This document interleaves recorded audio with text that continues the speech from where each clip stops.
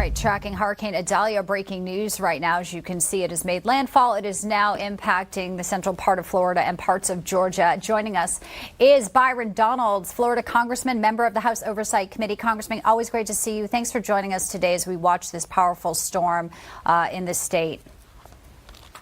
Well, look, it's good to be with you, and my heart and my prayers go out to the people in the Big Bend area of Florida, southern Georgia. They're taking the brunt of the storm right now. And so I know what that's like, having gone through Hurricane Ian in my district in Southwest Florida. So, just want to make sure everybody stays safe and they follow all the advisories that are coming through. Yeah, and as of last check, the advisories were, if you didn't evacuate and you are in, stay inside. There's a lot of down power lines. You mentioned Ian, sir, and obviously, Floridians, sadly, are no strangers to hurricanes, living here and preparing. We did see Governor DeSantis talking about some of the efforts on the ground there. Well, look, I give the governor full credit. When Hurricane Ian came through last year, the work he's doing with Idalia, this is what he does. And, he does a very good job doing that. So I give him full credit. But recovery efforts are going to take some time, especially when power lines go down. There's flooding in certain areas.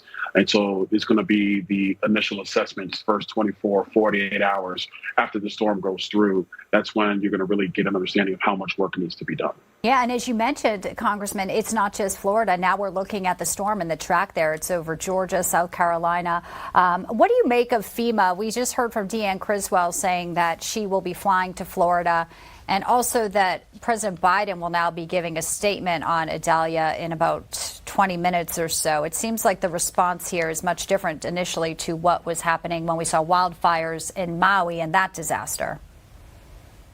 Well, first of all, I'll tell you that, having dealt with FEMA directly, I'm just not really been impressed, to be honest with you. It's way too bureaucratic. There's too many checks that have to happen. What FEMA needs to do is make sure there's somebody on the ground who can make decisions in real time with the state directors of emergency management in Florida, Kevin Guthrie, and also whoever that person is in Georgia. Statements are cool. That's nice. But when these storms go through, people need immediate answers. They need it in real time. Local governments need it, state governments need it, and citizens need it. And so I think that some of the disaster recovery pieces of FEMA that also extended to other agencies like HUD and like SBA, there need to be some reforms there. And I think the reason why they're moving this fast is because how they responded to the wildfires in Maui was just unacceptable by every measure. Yeah, clearly it does seem like a little bit of political posturing here. Congressman Byron Donalds, always good to see you. Come back real soon so we can talk about the GOP's investigations into the Biden family business that are heating up.